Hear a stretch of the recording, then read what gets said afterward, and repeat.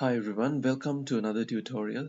In today's tutorial, I'm going to show you how to create a population density map from the data which is downloaded from internet for free, and how to do this using Python scripts which are sort of mainly developed around the Geopandas Python library. So let's get started, and first of all I would like to show you the websites which I'm going to acquire this data. You see this website named citypopulation.de, and I have navigated to the section of Nepal because that's the country that I'm going to use for this example.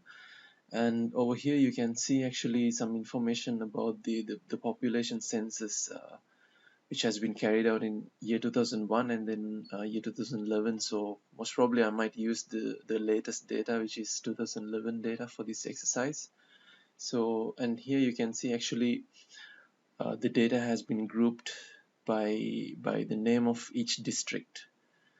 So I'm going to use a script to sort of retrieve this information directly from the website into a pandas data frame. And the GIS data that I'm going to use will be downloaded from this Diva GIS website.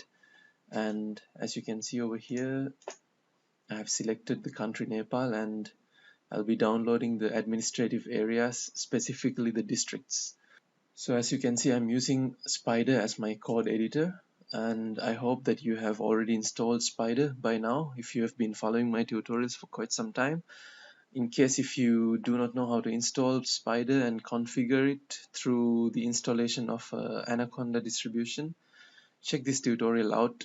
I'll put the link down in the description below. So once you're here, the very first thing that I would do is I would just navigate to my folder which I'm going to work in.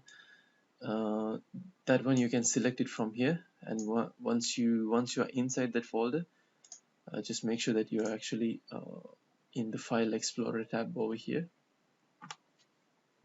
You can simply right click over here and then create a new module, and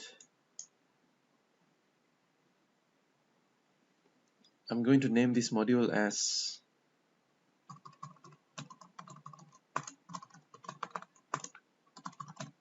population density nepal.py. First I'm going to import the main libraries which we are going to require in order to complete this tutorial. So there's going to be actually 3 libraries. The first one is pandas. I'm going to import it as PD, and the second library is, maybe I'll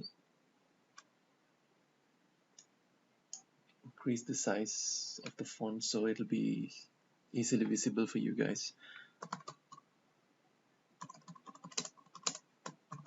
The second library that I'm going to import is Geopandas. I'm going to import it as GPD. And the third one is just for basic plotting exercises. I'm going to import the matplotlib library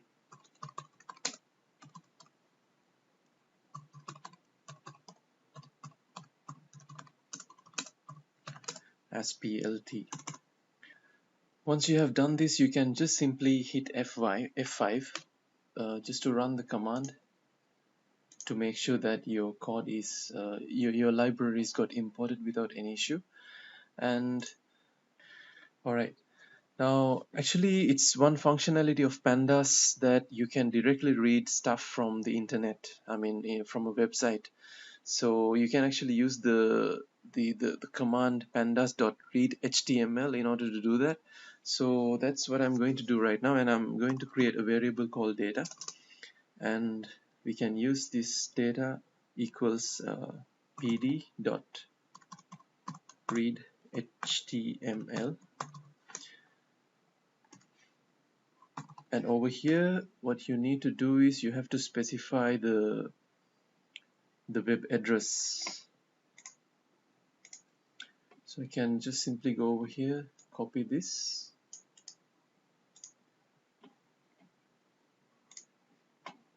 and paste it over here. Right. Just make sure that you have the complete web address which includes this HTTP colon part as well. And after that you can just simply run.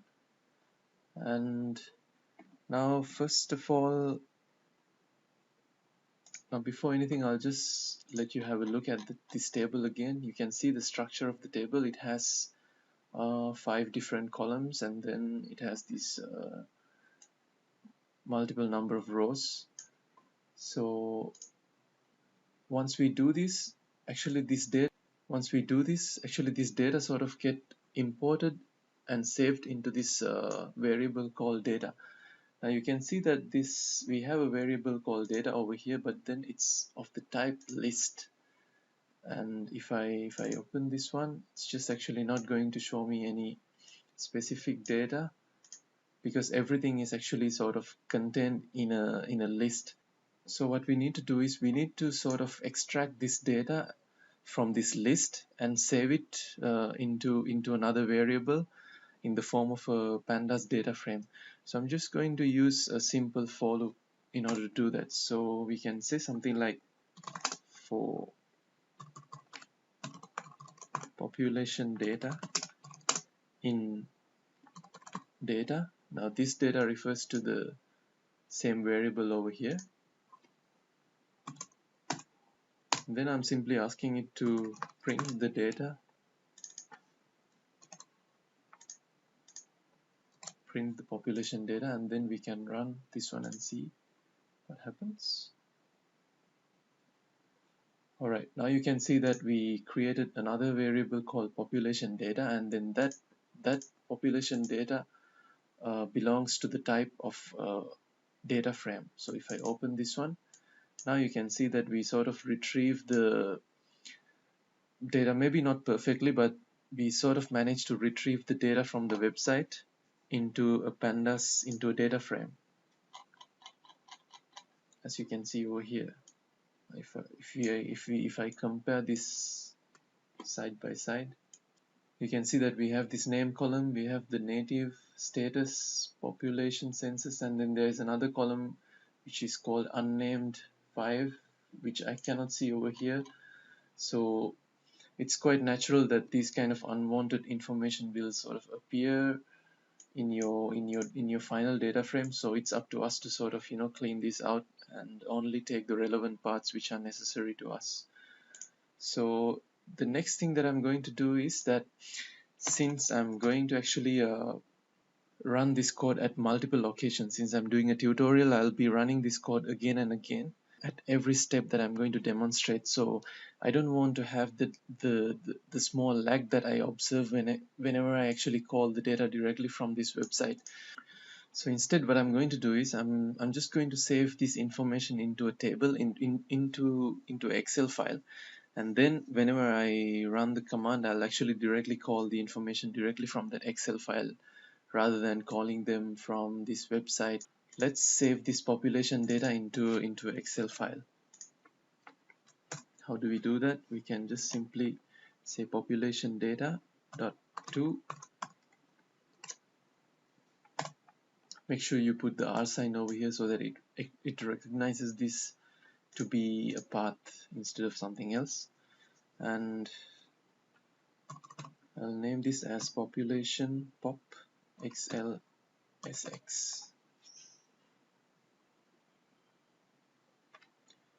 Right, now I can run the command.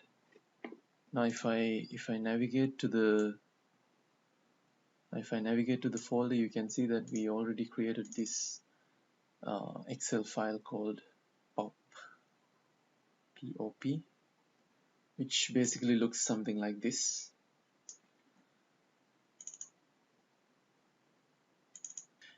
Alright, so we'll close this file. And now, since I'm not going to actually import this stuff anymore, I'm just going to comment this out, and in the code, this code will not be actually actively running. So I'll just put a comment over here.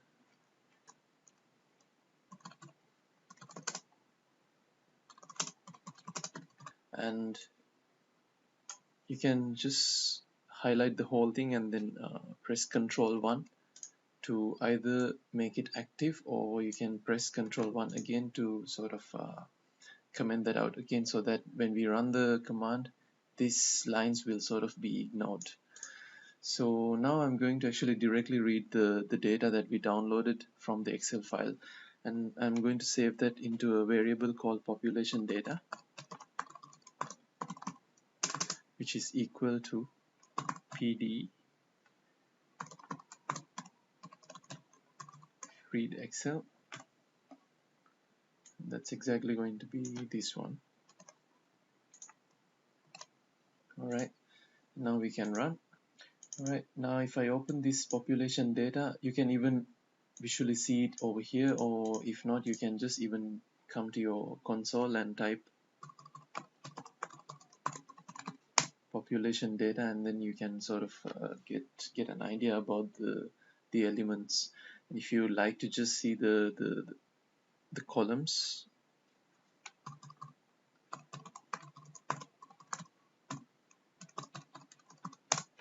it'll show you actually how many columns are there and then what the names of those columns are. But since we are using Spider, actually that's one of the benefits that we have a very nice GUI, so we can visually see what the columns over here are. So out of these columns, actually I'm only interested in these three columns: the name, uh, the status, and the population census of this last year of 2011. So I'm just going to select only these three columns and then neglect the other columns. So we can do that just by saying population data equals population data,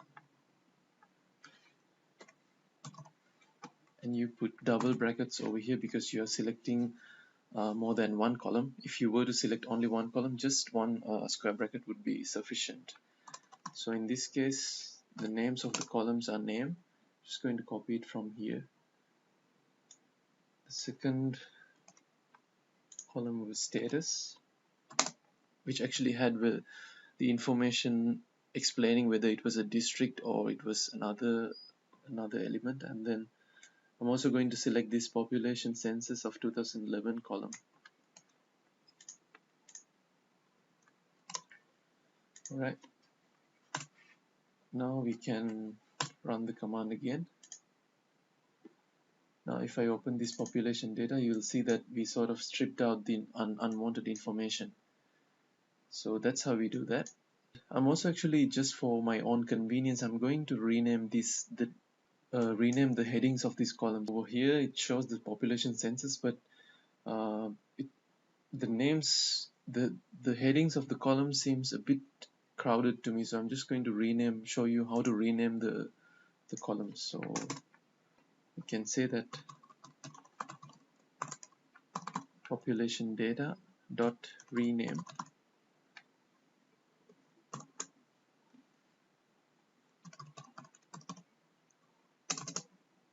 columns equal. Here we put the original name of the column, which is this, and after the colon we can specify the name of the column which we would like this original column to have, so that basically whatever we type here or over here will supersede this name. So I'm just going to call it as population, nothing fancy.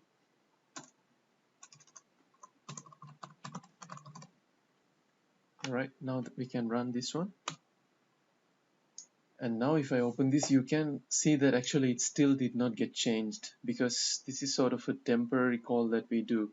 So if you want this call to be a permanent one, you actually have to specify here in place and make that to be true. And now if you run and if you check, you can see that actually it got changed over here already. So that's how we do it. And then I'm going to show you how to filter rows by value.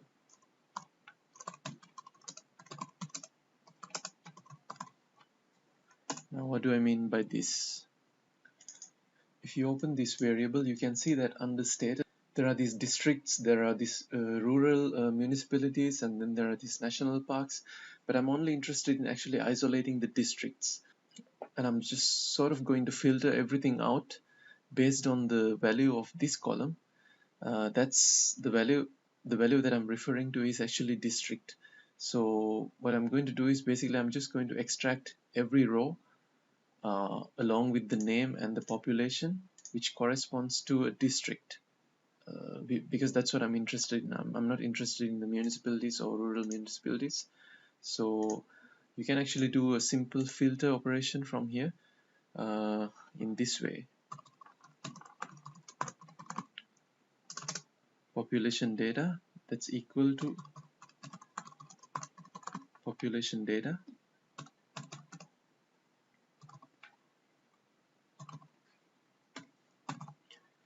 And if I open over here, you can see that the column name of the column is status. So that goes in here. And you would like that status to be filtered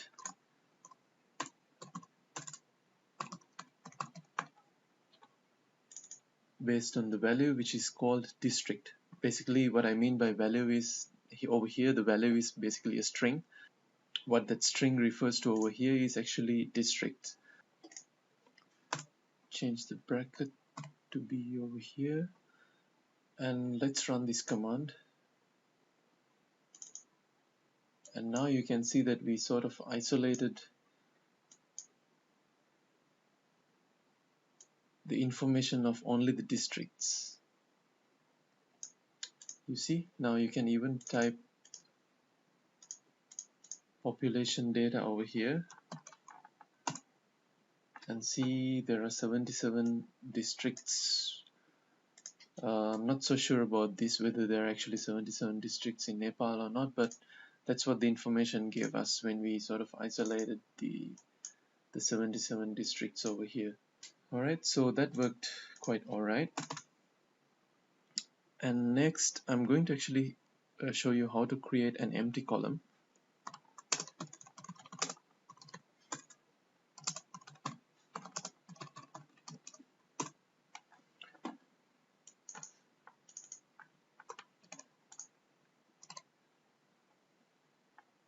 I'm going to name that as districts2, and for the time being I'm just going to leave it as a null string. Now there's a reason why I would do this. I'll explain to you in a minute. Now you can see that we created this empty column called districts2.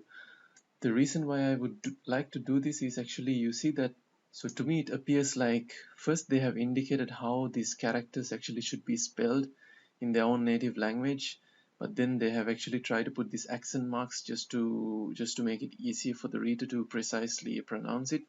But then right beside it, within square brackets, they also have actually indicated the English name.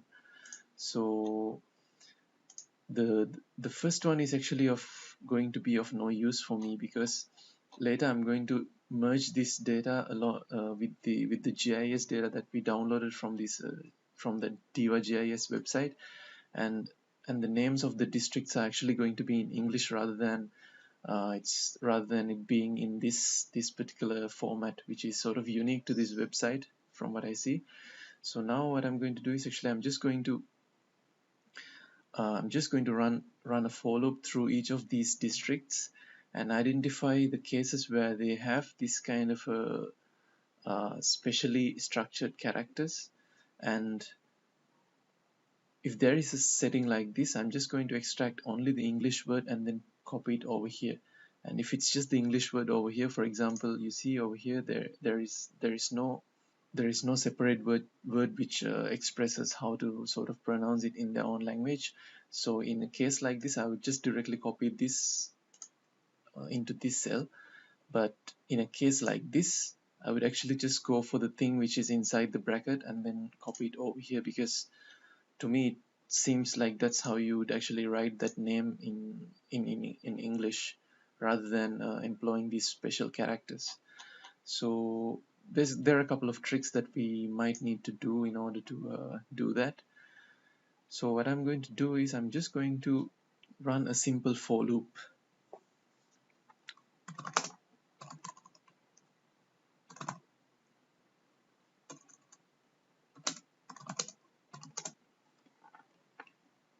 And that for loop will actually work for this population data.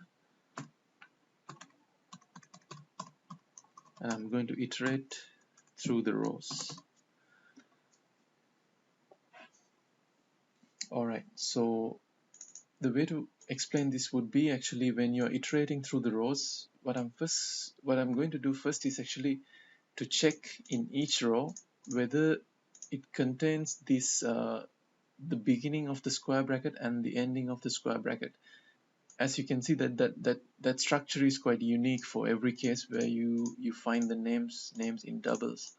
So that's actually one criteria to identify whether you need to sort of look inside this bracket or not, just by finding out whether it has the two brackets or not. So a way to do this is actually using a conditional statement. So I'm saying that if it contains the starting bracket and this ending bracket in,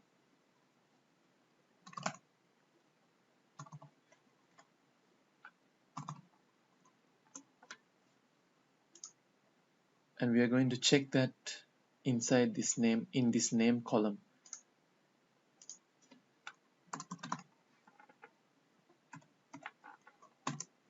So if this conditional statement is true, then over here we try to write what sort of things we would like for the program to execute.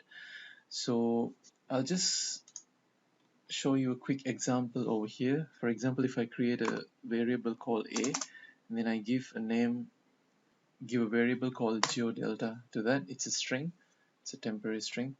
So for example, if I want to identify whether this capital D is in this geodelta string, one way to do the check would be to do something like this. I would say that capital G in A, and you can see that it gave us a boolean value which is true because this capital G is actually inside this A string. And also there's a way to actually identify the location of the string based on the index number. So you can actually use something called a.find, and then over here we can specify which string you would like to find. For example, in here if I type capital G, it will return me a value of 0. That means in this string this capital G is actually located at the 0th location. Now if I type over here, instead of capital G, let's say if I type L, you can see that it gives me the location number in terms of the index value, and that's going to be 0, 1, 2, 3, 4, 5. The fifth letter is actually the L letter.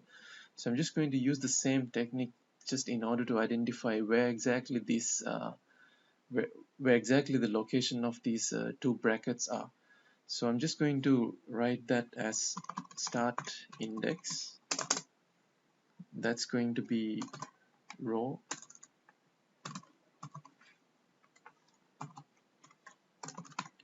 name, and whenever I specify name, that means actually we are already somewhere over here, and then we can just type find the location of this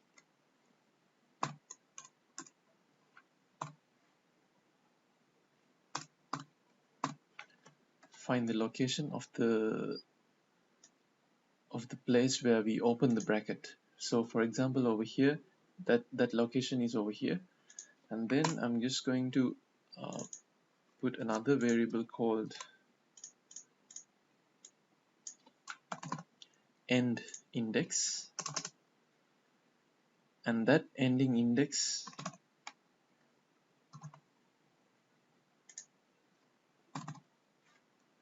is going to be dot find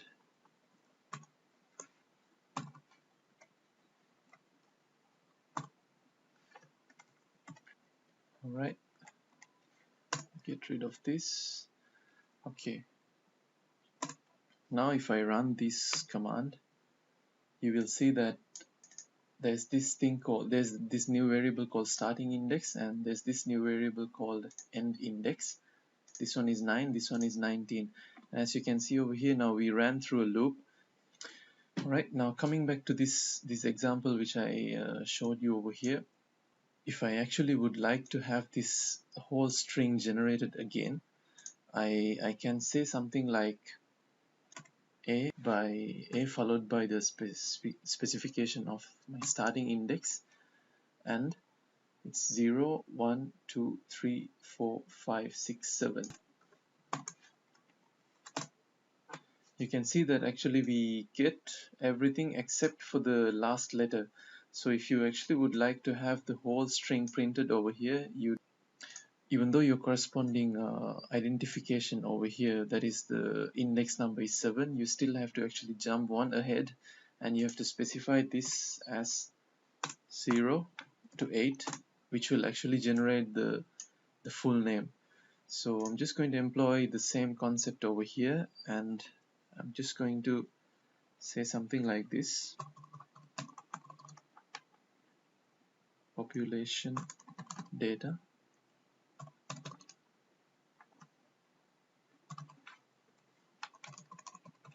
index districts 2. That's where I'm going to actually input this data into, and that's going to be equal to population data log. It's going to be index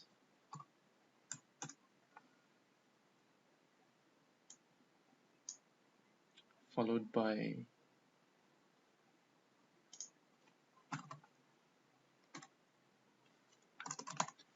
name,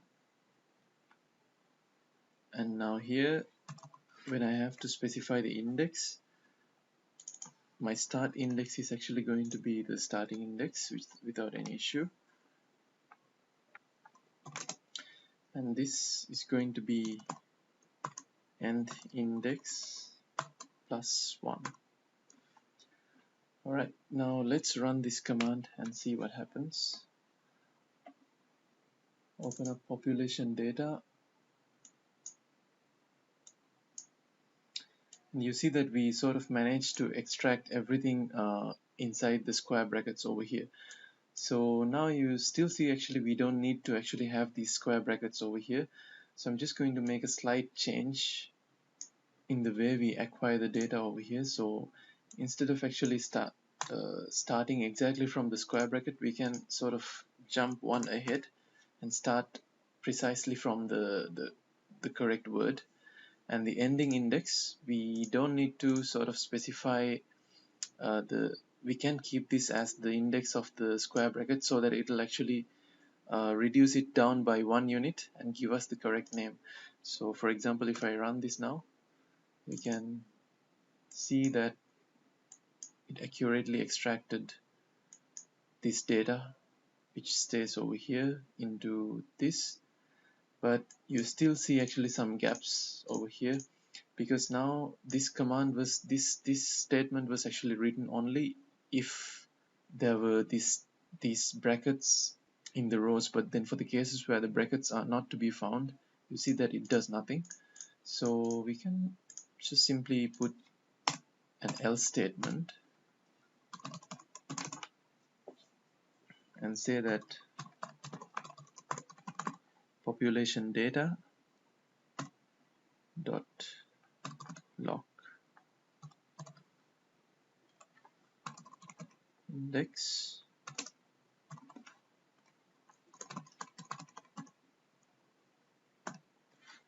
districts 2, that's going to be equal to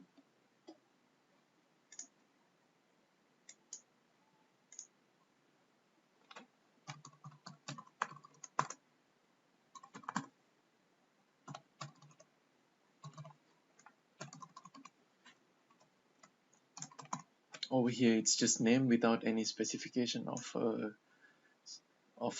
specified range of characters or anything like that. So we just run this command, and now if I open this, you can see that actually we sort of stripped out the unwanted parts over here and then copied the exact English name into this new column called districts 2. So now actually there's no even reason to have this name column, so I'm just going to get rid of it later.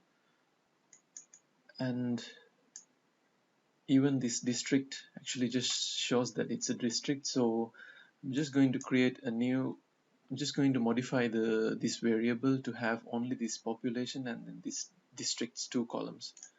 So we already know how to do that.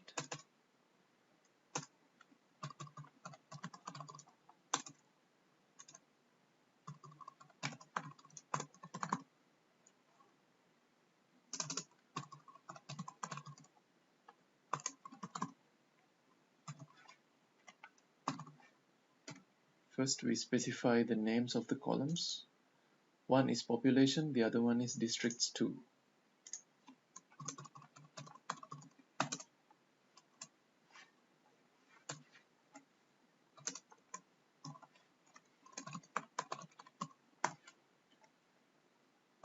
Just make sure that you have an additional bracket. Alright, now you can run and see that we only isolated this, and then I'm just also going to sort of rename this districts 2 into something called district. Well, these steps are actually not really essential, it's just for your own preference. Columns which are equal to, in this case it's just one column,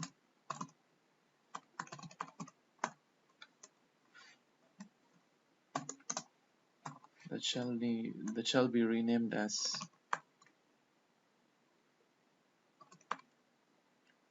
district. Right, now we can run this, and sorry, we have to put in place equals true. Alright, now it should be fine. Okay, now you can see that we have two columns. One is district and the other one is the population corresponds to that district. Alright, so I'm going to actually split this video into a couple of segments just to not make one very long video. So in the next section, I will show you how to import the shapefile data and how to sort of utilize this information that we sort of derived into generate a population density map in Python itself using Geopandas. So just check the second part of the video for the continuation from here.